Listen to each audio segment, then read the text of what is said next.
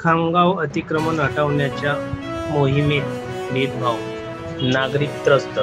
खामगाव प्रतिनिधी जी.डी. रोकडे. खामगाव शहरामध्ये दिवसेंदिवस अतिक्रमण वाढत होते.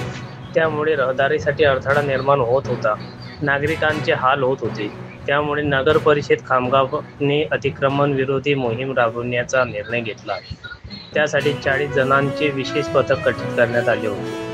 आज 27 व 28 जून रोजी अतिक्रमण हटवण्याची मोहीम पोलिसांच्या कडक बंदोबस्तामध्ये राबवण्यात आली. यामध्ये खामगाव येथील टावर चौक बस स्थानक, सामान्य रुग्णालय, भुसावळ चौक, स्टेशन रोड यासह शहरातील अतिक्रमण हटवण्यात आलेले आहे.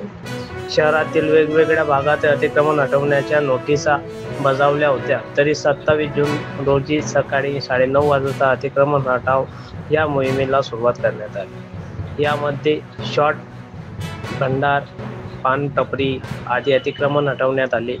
हे सर्व नगर परिषदेचे डॉ. प्रकाश शेळके साहेब यांच्या मार्गदर्शनाखाली खामगाव येथील अतिक्रमण हटवण्याने सुरुवात केली. यामध्ये 3 JCB, 1 क्रेन ट्रॅक्टर, अग्निशामक दलाचा वाहन तपाससह अतिक्रमण हटवण्यासाठी मोहीम राबवण्यात आली आहे. खामगाव प्रतिनिधी जी.डी. रोकडे.